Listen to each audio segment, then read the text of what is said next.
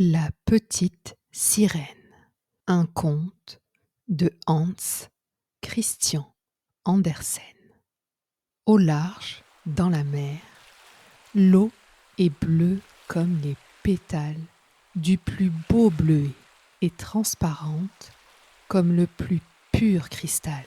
Mais elle est si profonde qu'on ne peut y jeter l'ancre et qu'il faudrait mettre l'une sur l'autre bien des tours d'église pour que la dernière émerge à la surface.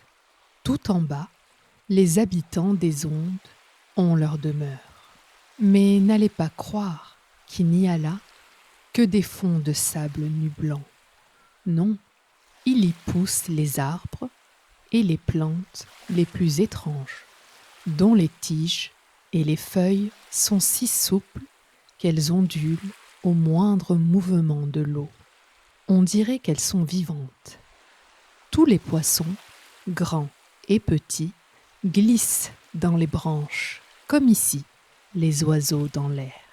À l'endroit le plus profond s'élève le château du roi de la mer. Les murs en sont de corail et les hautes fenêtres, pointues, sont faites de l'ambre le plus transparent.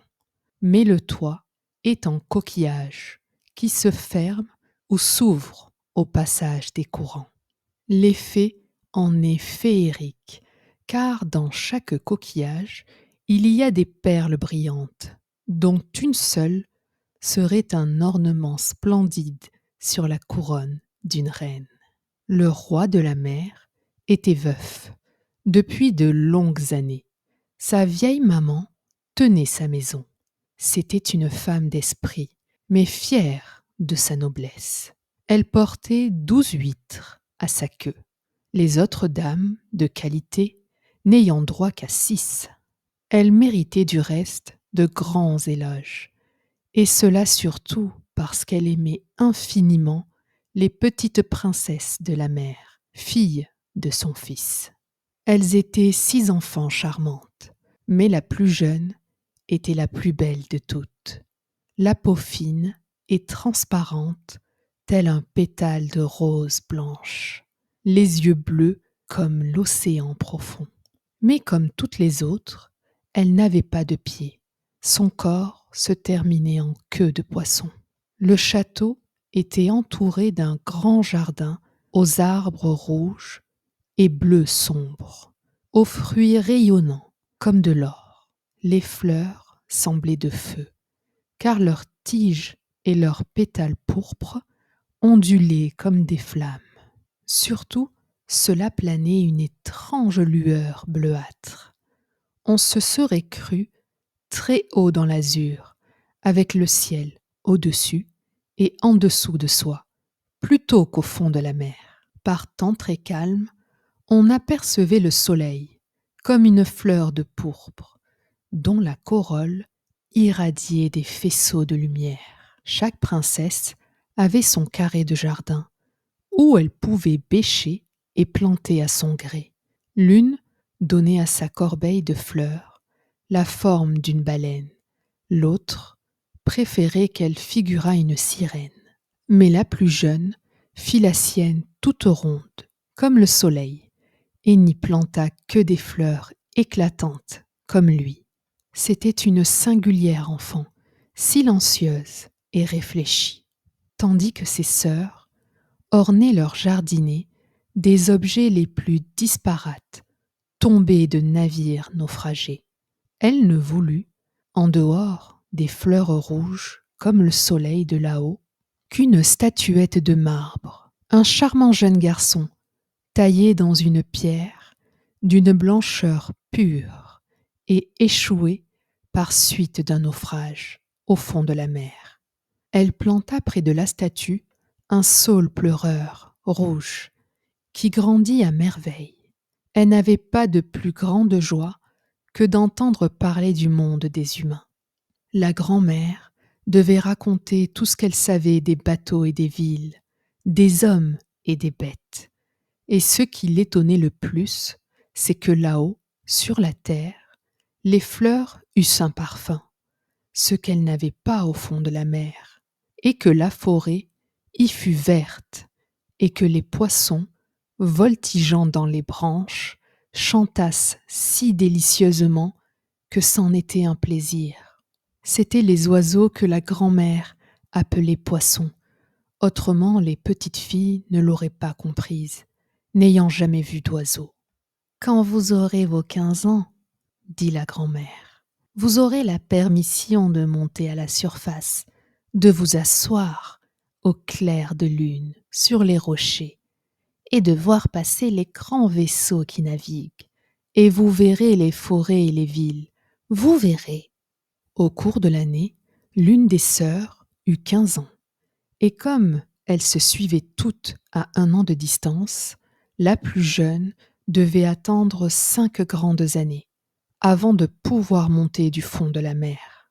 Mais chacune promettait aux plus jeunes de leur raconter ce qu'elle avait vu, de plus beau, dès le premier jour. Grand-mère n'en disait jamais assez à leur gré.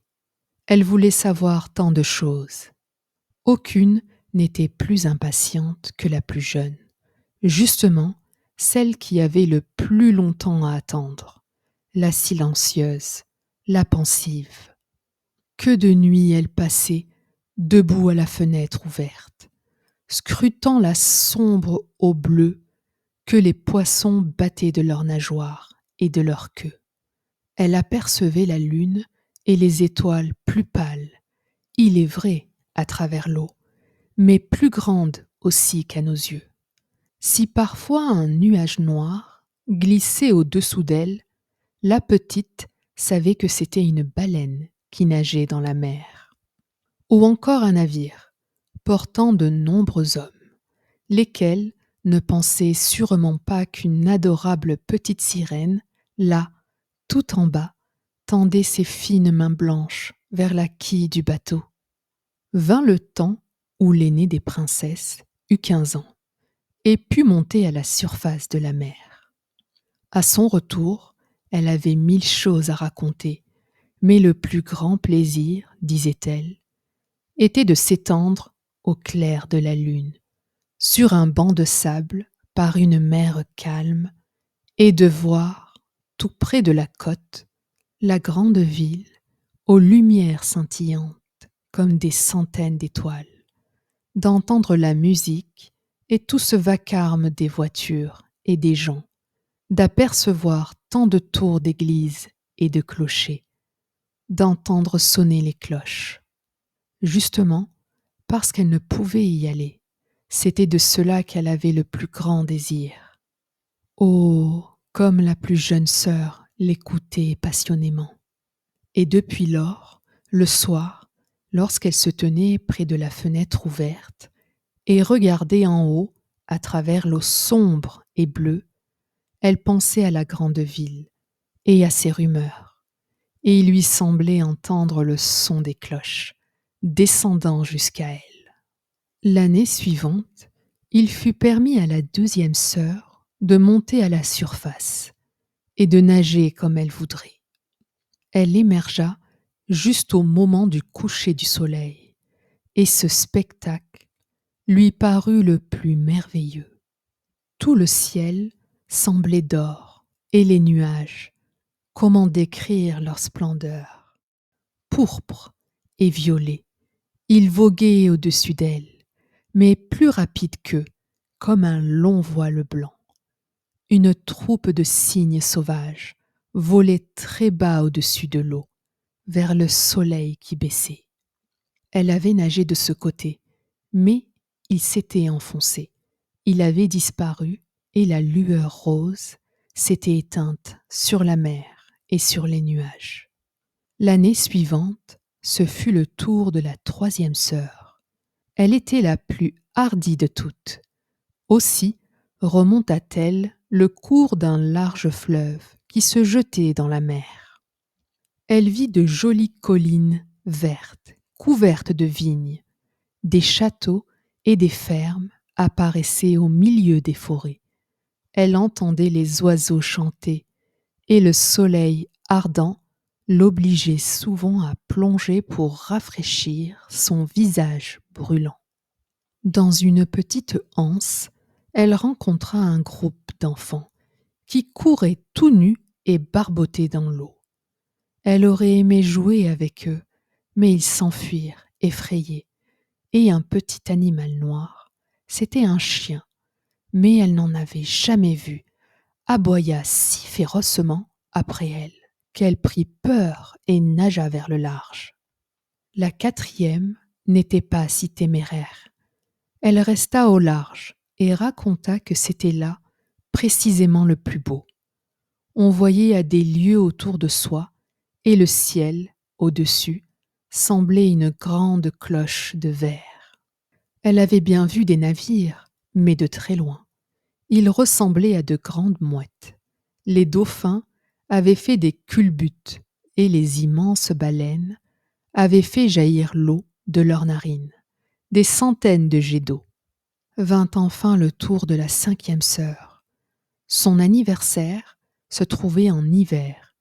Elle vit ce que les autres n'avaient pas vu. La mer était toute verte. De ci, de là, flottaient de grands icebergs, dont chacun avait l'air d'une perle. Elle était montée sur l'un d'eux, et tous les voiliers s'écartaient effrayés de l'endroit où elle était assise. Ses longs cheveux flottant au vent. Mais vers le soir, les nuages obscurcirent le ciel. Il y eut des éclairs et du tonnerre. La mer Noire élevait très haut les blocs de glace scintillants dans le zigzag de la foudre. Sur tous les bateaux, on carguait les voiles dans l'angoisse et l'inquiétude.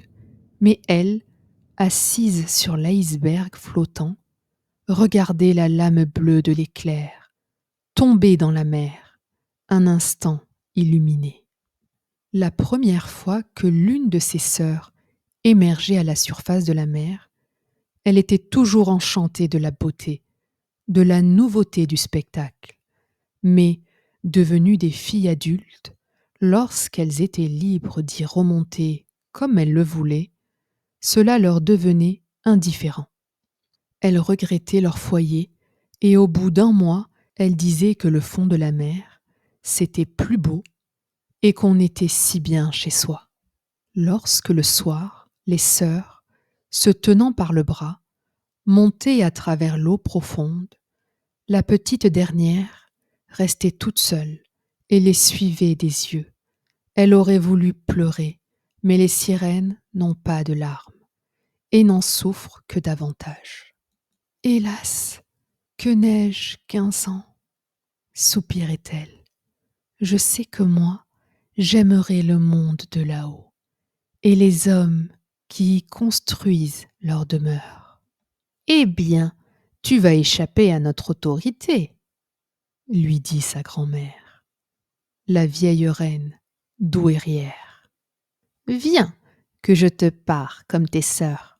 Elle mit sur ses cheveux une couronne de lys blanc, dont chaque pétale était une demi-perle, et elle lui fit attacher 8 huîtres à sa queue pour marquer sa haute naissance. Cela fait mal, dit la petite. Il faut souffrir pour être belle, dit la vieille. Oh, que la petite aurait aimé secouer d'elle toutes ses parures et déposer cette lourde couronne. Les fleurs rouges de son jardin lui seyaient 1000 fois mieux, mais elle n'osait pas, à présent, en changer. Au revoir, dit-elle, en s'élevant aussi légère et brillante qu'une bulle à travers les eaux. Le soleil venait de se coucher lorsqu'elle sortit sa tête à la surface, mais les nuages portaient encore son reflet de rose et d'or, et dans l'atmosphère tendre scintillait l'étoile du soir, si douce et si belle. L'air était pur et frais, et la mer sans un pli. Un grand navire, à 3 mâts, se trouvait là, une seule voile tendue, car il n'y avait pas le moindre souffle de vent. Et tout à la ronde, sur les cordages et les vergues, Les matelots étaient assis. On faisait de la musique, on chantait, et lorsque le soir s'assombrit, on alluma des centaines de lumières, de couleurs diverses. On eût dit que flottaient dans l'air les drapeaux de toutes les nations. La petite sirène nagea jusqu'à la fenêtre du salon du navire, et chaque fois qu'une vague la soulevait, elle apercevait à travers les vitres transparentes une réunion de personnes en grande toilette. Le plus beau de tous était un jeune prince, aux yeux noirs, ne paraissant guère plus de 16 ans. C'était son anniversaire. C'est pourquoi il y avait grande fête. Les marins dansaient sur le pont, et lorsque le jeune prince y apparut, des centaines de fusées montèrent vers le ciel et éclatèrent en éclairant comme en plein jour. La petite sirène en fut tout effrayée et replongea dans l'eau. Mais elle releva bien vite de nouveau la tête, et il lui parut alors que toutes les étoiles du ciel tombaient sur elle. Jamais elle n'avait vu pareille magie embrasée, de grands soleils flamboyants tournoyaient, des poissons de feu s'élançaient dans l'air bleu, et la mer paisible réfléchissait toutes ces lumières. Sur le navire, il faisait si clair qu'on pouvait voir le moindre cordage, et naturellement les personnes. Que le jeune prince était beau! Il serrait les mains à la ronde, tandis que la musique s'élevait dans la belle nuit. Il se faisait tard, mais la petite sirène ne pouvait détacher ses regards du bateau ni du beau prince. Les lumières colorées s'éteignirent. Plus de fusées dans l'air, plus de canons. Seulement, dans le plus profond de l'eau, un sourd grondement. Elle flottait sur l'eau, et les vagues la balançaient, en sorte qu'elle voyait l'intérieur du salon. Le navire prenait de la vitesse. L'une après l'autre, on larguait les voiles.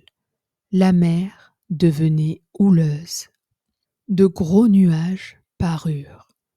Des éclairs sillonnèrent au loin le ciel. Il allait faire un temps épouvantable. Alors, vite, les matelots replièrent les voiles. Le grand navire roulait dans une course folle sur la mer démontée. Les vagues, en haute montagne noire, déferlaient sur le grand mât. Le grand navire roulait dans une course folle sur la mer démontée. Les vagues, en haute montagne noire, déferlaient sur le grand mât, comme pour l'abattre. Le bateau plongeait comme un cygne entre les lames et s'élevait ensuite sur elle. Les marins, eux, si la petite sirène s'amusait de cette course, semblaient ne pas la goûter. Le navire craquait de toutes parts. Les épais cordages ployaient sous les coups. La mer attaquait. Bientôt le mât se brisa par le milieu, comme un simple roseau. Le bateau prit de la bande. L'eau envahit la cale.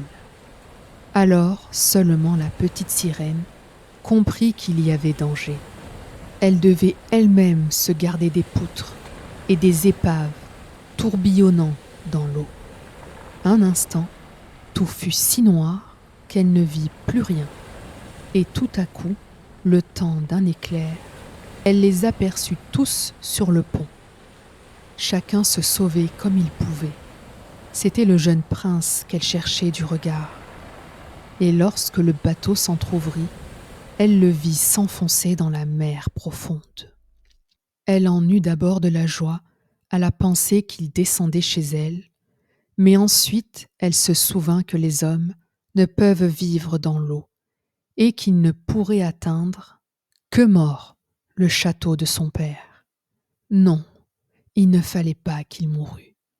Elle nagea au milieu des épaves qui pouvaient l'écraser, plongea profondément, puis remonta très haut au milieu des vagues, et enfin elle approcha le prince.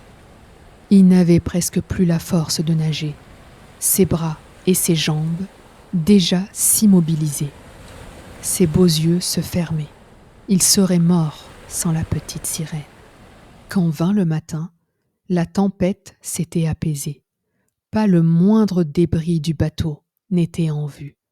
Le soleil se leva, rouge et étincelant, et semblant ranimer les joues du prince, mais ses yeux restaient clos. La petite sirène déposa un baiser sur son beau front élevé et repoussa ses cheveux ruisselants. Elle voyait maintenant devant elle la terre ferme aux hautes montagnes bleues, couvertes de neige, aux belles forêts vertes, descendant jusqu'à la côte. Une église ou un cloître s'élevait là. Elle ne savait au juste, mais un bâtiment. Des citrons et des oranges poussaient dans le jardin, et devant le portail se dressaient des palmiers. La mer creusait là une petite crique, à l'eau parfaitement calme, mais très profonde, baignant un rivage rocheux couvert d'un sable blanc très fin. Elle nagea jusque-là avec le beau prince, le déposa sur le sable en ayant soin de relever sa tête sous les chauds rayons du soleil. Les cloches se mirent à sonner dans le grand édifice blanc et des jeunes filles traversèrent le jardin. Alors la petite sirène s'éloigna à la nage et se cacha derrière quelques hauts récifs émergeant de l'eau. Elle couvrit d'écume ses cheveux et sa gorge pour passer inaperçue, et se mit à observer qui allait venir vers le pauvre prince.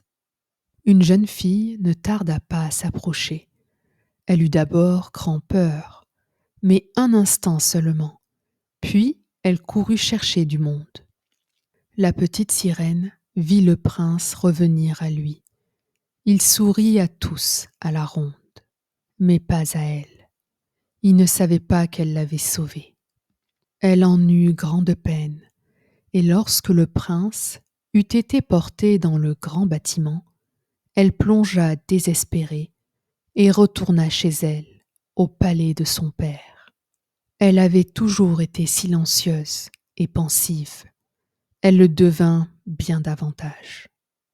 Ses sœurs lui demandèrent ce qu'elle avait vu là-haut, mais elle ne raconta rien. Bien souvent, le soir et le matin, elle montait jusqu'à la place où elle avait laissé le prince. Elle vit mûrir les fruits du jardin et elle les vit cueillir. Elle vit la neige fondre sur les hautes montagnes. Mais le prince, elle ne le vit pas, et elle retournait chez elle, toujours plus désespérée. À la fin, elle n'y tint plus et se confia à l'une de ses sœurs. Aussitôt, les autres furent au courant, mais elle seulement, et 2 ou 3 autres sirènes, qui ne le répétèrent qu'à leurs amis les plus intimes. L'une d'elles savait qui était le prince. Elle avait vu aussi la fête à bord. Elle savait d'où il était, où se trouvait son royaume. « Viens, petite sœur », dirent les autres princesses. Et s'enlaçant, elles montèrent en une longue chaîne vers la côte, où s'élevait le château du prince. Par les vitres claires, des hautes fenêtres, on voyait les salons magnifiques, où pendaient de riches rideaux de soie et de précieuses portières. Les murs s'ornaient, pour le plaisir des yeux, de grandes peintures. Dans la plus grande salle chantait un jet d'eau jaillissant très haut vers la verrière du plafond. Elle savait maintenant où il habitait, et elle revint souvent le soir et la nuit. Elle s'avançait dans l'eau bien plus près du rivage qu'aucune de ses sœurs n'avait osé le faire. Oui, elle entra même dans l'étroit canal, passant sous le balcon de marbre qui jetait une longue ombre sur l'eau. Et là, elle restait à regarder le jeune prince qui se croyait seul au clair de lune. Bien des nuits, lorsque les pêcheurs étaient en mer avec leurs torches, elle les entendit dire du bien du jeune prince. Elle se réjouissait de lui avoir sauvé la vie lorsqu'il roulait à demi-mort dans les vagues. Lui ne savait rien de tout cela. Il ne pouvait même pas rêver d'elle. De plus en plus, elle en venait à chérir les humains. De plus en plus, elle désirait pouvoir monter parmi eux. Leur monde, pensait-elle, était bien plus vaste que le sien. Ne pouvaient-ils pas, sur leur bateau, sillonner les mers, escalader les montagnes, bien au-dessus des nuages, et les pays qu'ils possédaient ne s'étendaient-ils pas en forêt et champs, bien au-delà de ce que ses yeux pouvaient saisir? Elle voulut savoir tant de choses pour lesquelles ses sœurs n'avaient pas toujours de réponse. C'est pourquoi elle interrogea sa vieille grand-mère, bien informée sur le monde d'en haut, comme elle l'appelait fort justement les pays au-dessus de la mer. « Si les hommes ne se noient pas, demandait la petite sirène, peuvent-ils vivre toujours et ne meurent-ils pas comme nous autres, ici, au fond de la mer ?»« Si, dit la vieille, il leur faut mourir aussi, et la durée de leur vie est même plus courte que la nôtre. Nous pouvons atteindre 300 ans, mais lorsque nous cessons d'exister ici, nous devenons écume sur les flots, sans même une tombe parmi ceux que nous aimons. Nous n'avons pas d'âme immortelle, nous ne reprenons jamais vie, pareil au roseau vert qui, une fois coupé, ne reverdit jamais. Les hommes, au contraire, ont une âme qui vit éternellement, qui vit lorsque le corps est retourné en poussière. Elle s'élève dans l'air limpide jusqu'aux étoiles scintillantes. De même que nous émergeons de la mer pour voir les pays des hommes, ils montent vers des pays inconnus et pleins de délices que nous ne pourrons jamais voir. Pourquoi n'avons-nous pas une âme éternelle ? Dit la petite, attristée.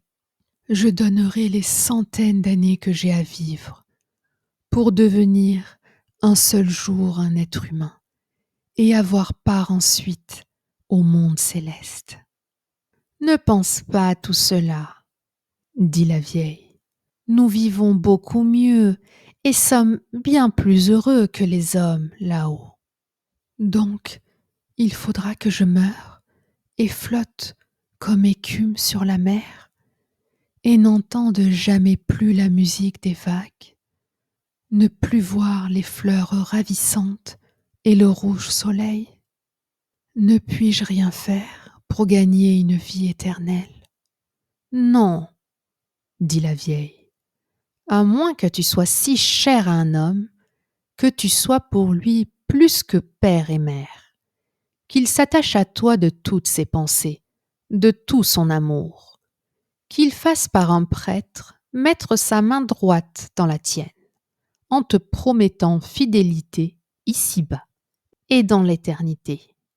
Alors son âme glisserait dans ton corps et tu aurais part au bonheur humain. Il te donnerait une âme et conserverait la sienne.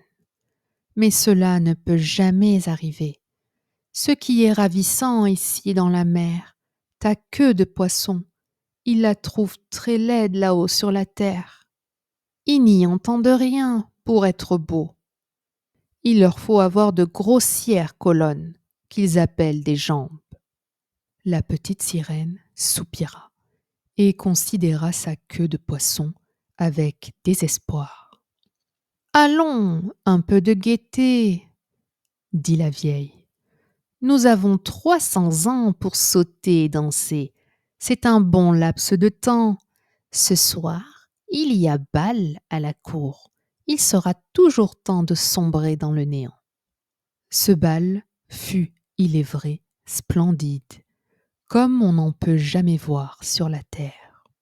Les murs et le plafond dans la grande salle étaient d'un vert épais mais clair.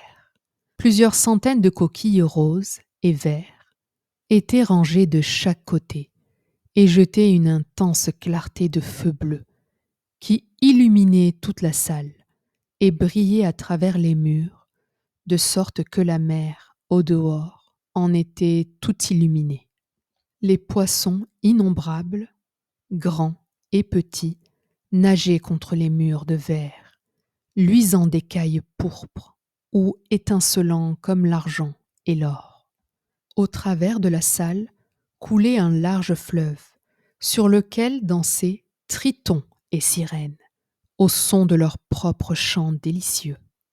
La voix de la petite sirène était la plus jolie de toutes. On l'applaudissait, et son cœur en fut un instant éclairé de joie, car elle savait qu'elle avait la plus belle voix sur terre et sous l'onde. Mais très vite, elle se reprit à penser au monde au-dessus d'elle. Elle ne pouvait oublier le beau prince, ni son propre chagrin de ne pas avoir comme lui une âme immortelle. C'est pourquoi elle se glissa hors du château. Et tandis que là, tout était chant et gaieté, elle s'assit, désespérée, dans son petit jardin. Soudain, elle entendit le son d'un corps venant vers elle à travers l'eau. Il s'embarque sans doute là-haut maintenant, celui que j'aime plus que père et mère, celui vers lequel vont toutes mes pensées, et dans la main de qui je mettrai tout le bonheur de ma vie. J'oserai tout pour les gagner, lui et une âme immortelle. Pendant que mes sœurs dansent dans le château de mon père, j'irai chez la sorcière Marine. Elle m'a toujours fait si peur, mais peut-être pourra-t-elle me conseiller et m'aider. Alors, la petite sirène sortit de son jardin et nagea vers les tourbillons mugissants, derrière lesquels habitait la sorcière. Elle n'avait jamais été de ce côté, où ne poussait aucune fleur, aucune herbe marine. Il n'y avait là rien qu'un fond de sable gris et nu, s'étendant jusqu'au gouffre. L'eau y bruissait comme une roue de moulin, tourbillonnait et arrachait tout ce qu'elle pouvait atteindre et l'entraînait vers l'abîme. Il fallait à la petite traverser tous ces terribles tourbillons pour arriver au quartier où habitait la sorcière. Et sur un long trajet, il fallait passer au-dessus de vases chaudes et bouillonnantes, que la sorcière appelait sa tourbière. Au-delà s'élevait sa maison au milieu d'une étrange forêt. Les arbres et les buissons étaient des polypes, mi-animaux, mi-plantes. Ils avaient l'air de serpents aux centaines de têtes sorties de terre. Toutes les branches étaient des bras, longs et visqueux, aux doigts souples comme des vers, et leurs anneaux remuaient de la racine à la pointe. Ils s'enroulaient autour de tout ce qu'ils pouvaient saisir dans la mer, et ne lâchaient jamais prise. Debout dans la forêt, la petite sirène s'arrêta tout effrayée. Son cœur battait d'angoisse, et elle fut sur le point de s'en retourner. Mais elle pensa au prince, à l'âme humaine, et elle reprit courage. Elle enroula, bien serrés autour de sa tête, ses longs cheveux flottants, pour ne pas donner prise aux polypes. Croisa ses mains sur sa poitrine et s'élança comme le poisson peut voler à travers l'eau, au milieu des hideux polypes qui étendaient vers elle leurs bras et leurs doigts. Elle arriva dans la forêt à un espace visqueux où s'ébattaient de grandes couleuvres d'eau, montrant des ventres jaunâtres, affreux et gras. Au milieu de cette place s'élevait une maison construite en ossements humains. La sorcière y était assise et donnait à manger à un crapaud sur ses lèvres, comme on donne du sucre à un canari. « Je sais bien ce que tu veux, » dit la sorcière, « et c'est bien bête de ta part. Mais ta volonté sera faite, car elle t'apportera le malheur, ma charmante princesse. Tu voudrais te débarrasser de ta queue de poisson et avoir à sa place 2 moignons pour marcher comme le font les hommes, afin que le jeune prince s'éprenne de toi, que tu puisses la voir en même temps qu'une âme immortelle. » À cet instant, la sorcière éclata d'un rire si bruyant et si hideux que le crapaud et les couleuvres tombèrent à terre et grouillèrent. « Tu viens juste au bon moment, » ajouta-t-elle. « Demain matin, au lever du soleil, je n'aurai plus pu t'aider avant une année entière. Je vais te préparer un breuvage avec lequel tu nageras avant le lever du jour jusqu'à la côte. Et là, assise sur la grève, tu le boiras. Alors ta queue se divisera et se rétrécira jusqu'à devenir ce que les hommes appellent 2 jolies jambes. Mais cela fait mal. Tu souffriras comme si la lame d'une épée te traversait. Tous, en te voyant, diront que tu es la plus ravissante enfant des hommes qu'ils aient jamais vue. Tu garderas ta démarche ailée. Nulle danseuse n'aura ta légèreté. Mais chaque pas que tu feras sera comme si tu marchais sur un couteau effilé qui ferait couler ton sang. Si tu veux souffrir tout cela, je t'aiderai. « Oui, » dit la petite sirène, d'une voix tremblante, en pensant au prince et à son âme immortelle. « Mais n'oublie pas, » dit la sorcière, « que lorsque tu auras une apparence humaine, tu ne pourras jamais redevenir sirène, jamais redescendre auprès de tes sœurs dans le palais de ton père. Et si tu ne gagnes pas l'amour du prince, au point qu'il oublie pour toi son père et sa mère, qu'il s'attache à toi de toutes ses pensées et demande au pasteur d'unir vos mains afin que vous soyez mari et femme, alors tu n'auras jamais une âme immortelle. Le lendemain matin du jour où il en épouserait une autre, ton cœur se briserait et tu ne serais plus qu'écume sur la terre. »« Je le veux, » dit la petite sirène, pâle comme une morte. « Mais moi, il faut aussi me payer, » dit la sorcière. « Et ce n'est pas de choses que je te demande. Tu as la plus jolie voix de toutes ici-bas, et tu crois sans doute, grâce à elle, ensorceler ton prince. Mais cette voix, il faut me la donner. Le prince de ce que tu possèdes, il me le faut pour mon précieux breuvage. Moi, j'y mets de mon sang afin qu'il soit coupant comme une lame à 2 tranchants. »« Mais si tu prends ma voix, » dit la petite sirène, « que me restera-t-il ? » ?»« Ta forme ravissante, ta démarche ailée et le langage de tes yeux, c'est assez pour séduire un cœur d'homme. Allons, as-tu déjà perdu courage ? Tends ta jolie langue, afin que je la coupe pour me payer, et je te donnerai le philtre tout-puissant. »« Qu'il en soit ainsi, » dit la petite sirène, et la sorcière mit son chaudron sur le feu pour faire cuire la drogue magique. « La propreté est une bonne chose, » dit-elle en récurant le chaudron avec les couleuvres dont elle avait fait un nœud. Elle s'égratigna et laissa couler son sang épais et noir. La vapeur s'élevait en silhouette étrange, terrifiante. À chaque instant, la sorcière jetait quelque chose dans le chaudron, et la mixture se mit à bouillir. On eût cru entendre pleurer un crocodile. Enfin, le philtre fut à point. Il était clair comme l'eau la plus pure. Voilà, dit la sorcière, et elle coupa la langue de la petite sirène. Muette, elle ne pourrait jamais plus ni chanter ni parler. Si les polypes essayent de t'agripper, lorsque tu retourneras à travers la forêt, jette une seule goutte de ce breuvage sur eux, et leurs bras et leurs doigts se briseront en 1000 morceaux. La petite sirène n'eut pas à le faire. Les polypes reculaient effrayés en voyant le philtre lumineux qui brillait dans sa main comme une étoile. Elle traversa rapidement la forêt, le marais et le courant mugissant. Elle était devant le palais de son père. Les lumières étaient éteintes dans la grande salle de bal.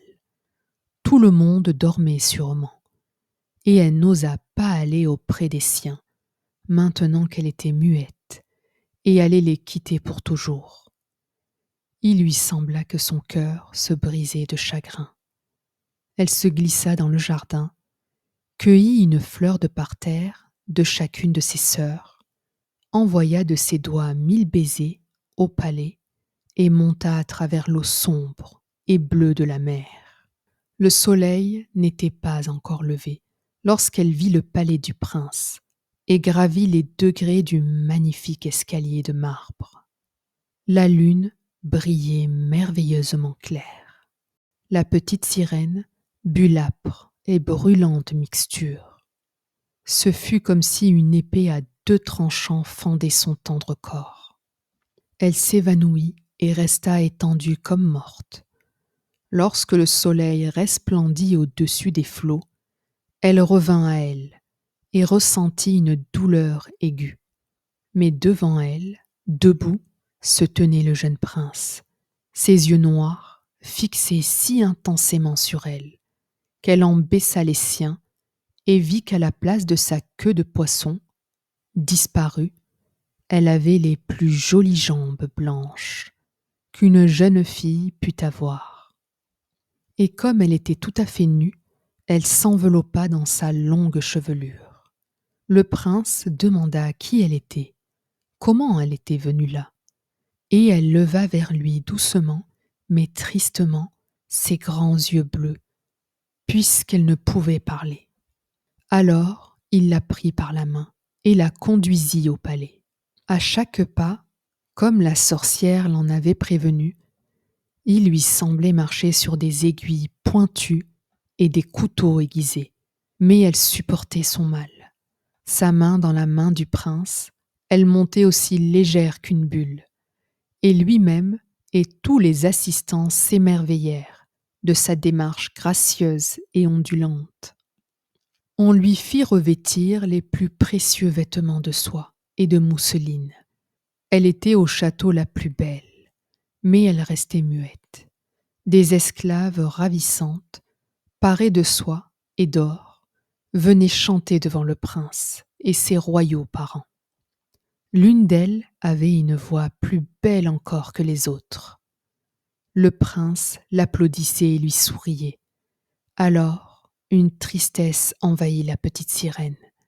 Elle savait qu'elle-même aurait chanté encore plus merveilleusement. Et elle pensait : « Oh, si seulement il savait que pour rester près de lui, j'ai renoncé à ma voix à tout jamais. » Puis les esclaves commencèrent à exécuter, au son d'une musique admirable, des danses légères et gracieuses. Alors la petite sirène, élevant ses beaux bras blancs, se dressa sur la pointe des pieds et dansa avec plus de grâce qu'aucune autre. Chaque mouvement révélait davantage le charme de tout son être, et ses yeux s'adressaient au cœur plus profondément que le chant des esclaves. Tous en étaient enchantés, et surtout le prince qui l'appelait sa petite enfant trouvée. Elle continuait à danser et danser, mais chaque fois que son pied touchait le sol, c'était comme si elle avait marché sur des couteaux aiguisés. Le prince voulut la voir toujours auprès de lui. Il lui permit de dormir devant sa porte, sur un coussin de velours. Il lui fit faire un habit d'homme, pour qu'elle pût le suivre à cheval. Il chevauchait à travers les bois embaumés, où les branches vertes lui battaient les épaules, et les petits oiseaux chantaient dans le frais feuillage. Elle grimpa avec le prince sur les hautes montagnes, et quand ses pieds si délicats saignaient et que les autres s'en apercevaient, elle riait, et le suivait là-haut, d'où ils admiraient les nuages, défilant au-dessous d'eux comme un vol d'oiseaux migrateurs, partant vers des cieux lointains.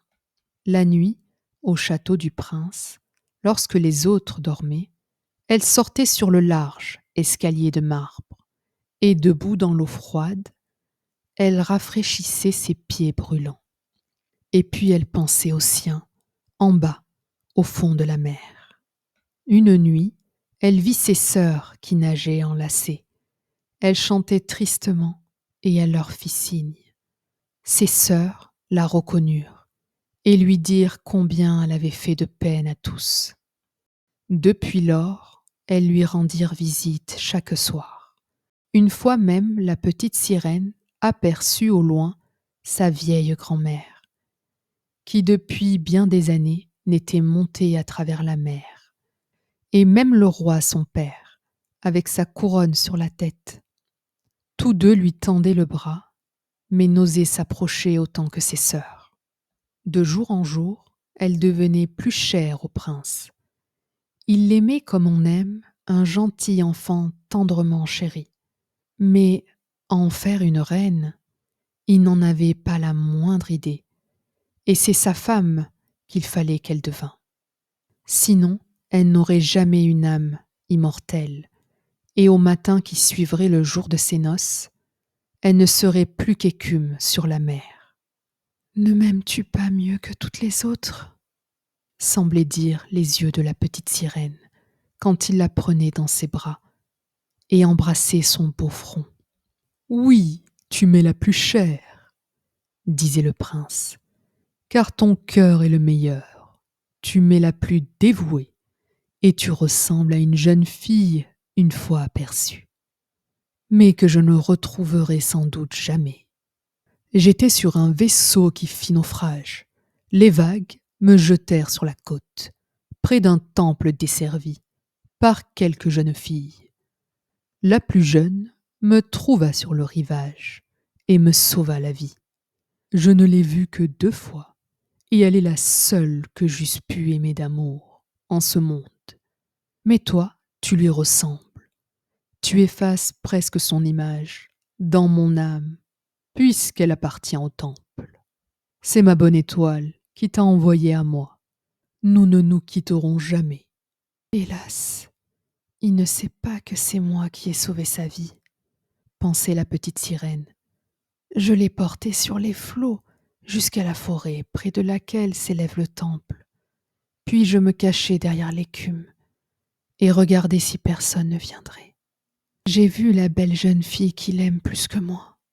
La petite sirène poussa un profond soupir. Pleurer, elle ne le pouvait pas. La jeune fille appartient au lieu saint. Elle n'en sortira jamais pour retourner dans le monde. Ils ne se rencontreront plus. Moi, je suis chez lui. Je le vois tous les jours. Je le soignerai. Je l'adorerai. Je lui dévouerai ma vie. Mais voilà qu'on commence à murmurer que le prince va se marier, qu'il épouse la ravissante jeune fille du roi voisin, que c'est pour cela qu'il arme un vaisseau magnifique. On dit que le prince va voyager pour voir les états du roi voisin. Mais c'est plutôt pour voir la fille du roi voisin, et une grande suite l'accompagnera. Mais la petite sirène secoue la tête et rit. Elle connaît les pensées du prince bien mieux que tous les autres. « Je dois partir en voyage, » lui avait-il dit. « Je dois voir la belle princesse. Mes parents l'exigent, mais m'obliger à la ramener ici, en faire mon épouse, cela ils n'y réussiront pas. Je ne peux pas l'aimer d'amour. Elle ne ressemble pas comme toi à la belle jeune fille du temple.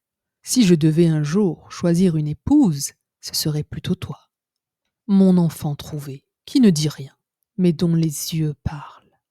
Et il embrassait ses lèvres rouges, jouait avec ses longs cheveux, et posait sa tête sur son cœur qui se mettait à rêver de bonheur humain et d'une âme immortelle. Toi, tu n'as sûrement pas peur de la mer, ma petite muette chérie, lui dit-il lorsqu'ils montèrent à bord du vaisseau qui devait les conduire dans le pays du roi voisin. Il lui parlait de la mer tempétueuse et de la mer calme, des étranges poissons des grandes profondeurs et de ce que les plongeurs y avaient vu. Elle souriait de ce qu'il racontait. Ne connaissait-elle pas mieux que quiconque le fond de l'océan? Dans la nuit, au clair de lune, alors que tous dormaient à bord, sauf le marin au gouvernail, debout près du bastingage, elle scrutait l'eau limpide. Il lui semblait voir le château de son père, et dans les combles, sa vieille grand-mère, couronne d'argent sur la tête, cherchant des yeux à travers les courants la quille du bateau. Puis ses sœurs arrivèrent à la surface, la regardant tristement et tordant leurs mains blanches. Elle leur fit signe, leur sourit, voulut leur dire que tout allait bien, qu'elle était heureuse. Mais un mousse s'approchant, les sœurs replongèrent, et le garçon demeura persuadé que cette blancheur aperçue n'était qu'écume sur l'eau. Le lendemain matin, le vaisseau fit son entrée dans le port splendide de la capitale du roi voisin. Les cloches des églises sonnaient. Du haut des tours, on soufflait dans les trompettes, tandis que les soldats sous les drapeaux, flottants, présentaient les armes. Chaque jour, il y eut fête, bal et réception se succédaient, mais la princesse ne paraissait pas encore. On disait qu'elle était élevée au loin, dans un couvent, où lui étaient enseignées toutes les vertus royales. Elle vint, enfin. La petite sirène était fort impatiente de juger de sa beauté. Il lui fallut reconnaître qu'elle n'avait jamais vu fille plus gracieuse. Sa peau était douce et pâle, et derrière les longs cils, 2 yeux fidèles, d'un bleu sombre, souriaient. C'était la jeune fille du temple. « C'est toi !» dit le prince. « Je te retrouve, toi qui m'as sauvé lorsque je gisais comme mort sur la grève. » Et il serra dans ses bras sa fiancée rougissante. « Oh, je suis trop heureux !» dit-il à la petite sirène. « Voilà que se réalise ce que je n'eusse jamais osé espérer. Toi qui m'aimes mieux que tous les autres, tu te réjouiras de mon bonheur. » La petite sirène lui embrassait les mains, mais elle sentait son cœur se briser. Ne devait-elle pas mourir au matin qui suivrait les noces? Mourir et n'être plus qu'écume sur la mer. Des héros parcouraient les rues à cheval, proclamant les fiançailles. Bientôt, toutes les cloches des églises sonnèrent. Sur tous les autels, des huiles parfumées brûlaient dans de précieux vases d'argent. Les prêtres balancèrent les encensoirs, et les époux se tendirent la main et reçurent la bénédiction de l'évêque. La petite sirène, vêtue de soie et d'or, tenait la traîne de la mariée. Mais elle n'entendait pas la musique sacrée. Ses yeux ne voyaient pas la cérémonie sainte. Elle pensait à la nuit de sa mort, à tout ce qu'elle avait perdu en ce monde. Le soir même, les époux s'embarquèrent aux salves des canons, sous les drapeaux flottants. Au milieu du pont, une tente d'or et de pourpre avait été dressée, garnie de coussins moelleux, où les époux reposeraient dans le calme et la fraîcheur de la nuit. Les voiles se gonflèrent au vent, et le bateau glissa sans effort. et sent presque se balancer sur la mer limpide. La nuit venue, on alluma des lumières de toutes les couleurs, et les marins se mirent à danser. La petite sirène pensait au soir où pour la première fois elle avait émergé de la mer et avait aperçu le même faste et la même joie. Elle se jeta dans le tourbillon de la danse, ondulant comme ondule un cygne pourchassé, et tout le monde l'acclamait et l'admirait. Elle n'avait jamais dansé si divinement, si des lames aiguës transperçaient ses pieds délicats, elle ne les sentait même pas. Son cœur était meurtri d'une bien plus grande douleur. Elle savait qu'elle le voyait pour la dernière fois, lui, pour lequel elle avait abandonné les siens et son foyer, perdu sa voix exquise et souffert chaque jour d'indicibles tourments, sans qu'il en eût connaissance. C'était la dernière nuit où elle respirait le même air que lui, la dernière fois qu'elle pouvait admirer cette mer profonde, ce ciel plein d'étoiles, la nuit éternelle sans pensée et sans rêve l'attendait, celle qui n'avait pas d'âme et n'en pouvait espérer. Sur le navire, tout fut plaisir et réjouissance, jusque bien avant dans la nuit. Elle dansait et riait, mais la pensée de la mort était dans son cœur. Le prince embrassait son exquise épouse, qui caressait les cheveux noirs de son époux. Puis, la tenant à son bras, il l'amena se reposer sous la tente splendide. Alors tout fut silence et calme sur le navire. Seul veillait l'homme à la barre. La petite sirène appuya ses bras sur le bastingage et chercha à l'orient la première lueur rose de l'aurore, le premier rayon du soleil qui allait la tuer. Soudain, elle vit ses sœurs apparaître au-dessus de la mer. Elles étaient pâles, comme elle-même. Leurs longs cheveux ne flottaient plus au vent. On les avait coupés. Nous les avons sacrifiés chez la sorcière pour qu'elle nous aide, pour que tu ne meures pas cette nuit. Elle nous a donné un couteau. Le voici. Regarde comme il est aiguisé. Avant que le jour ne se lève, il faut que tu le plonges dans le cœur du prince. Et lorsque son sang, tout chaud, tombera sur tes pieds, ils se réuniront en une queue de poisson, et tu redeviendras sirène. Tu pourras descendre sous l'eau jusque chez nous et vivre 300 ans avant de devenir un peu d'écume salée. Hâte-toi, l'un de vous deux doit mourir avant l'aurore. Notre vieille grand-mère a tant de chagrin qu'elle a comme nous laissé couper ses cheveux blancs par les ciseaux de la sorcière. Tue le prince et reviens-nous. Hâte-toi.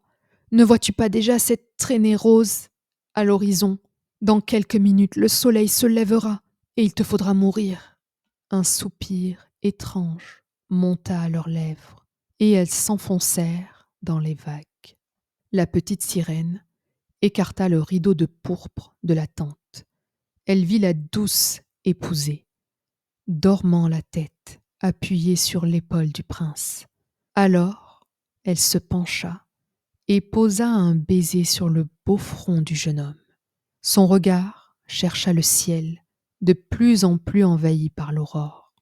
Puis le poignard pointu, puis à nouveau le prince, lequel, dans son sommeil, murmurait le nom de son épouse, qui occupait seule ses pensées, et le couteau trembla dans sa main.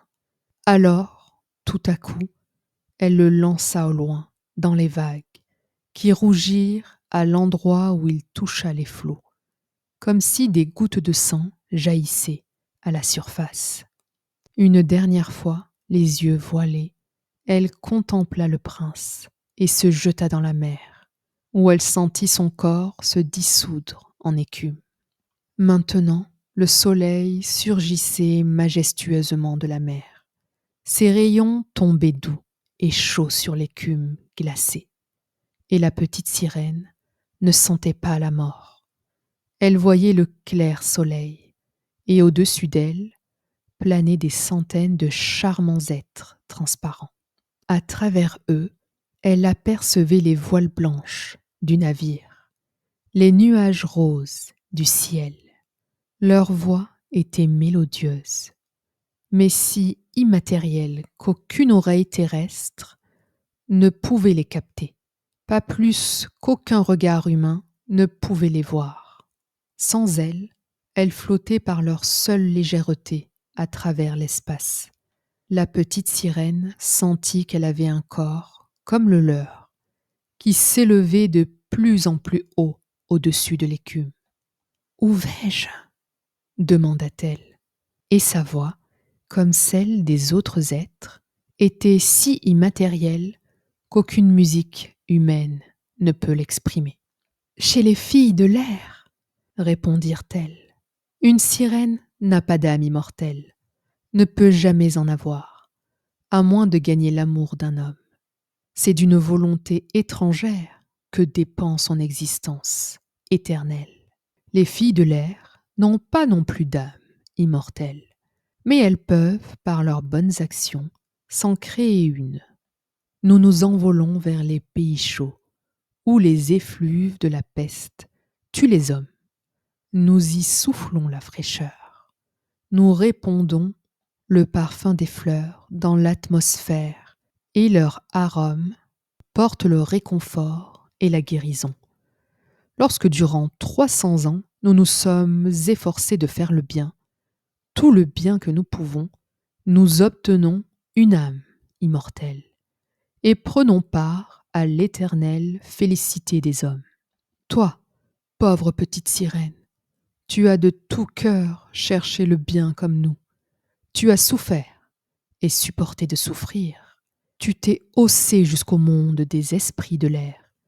Maintenant, tu peux toi-même, par tes bonnes actions, te créer une âme immortelle dans 300 ans. Alors la petite sirène leva ses bras transparents vers le soleil de Dieu, et pour la première fois, des larmes montèrent à ses yeux.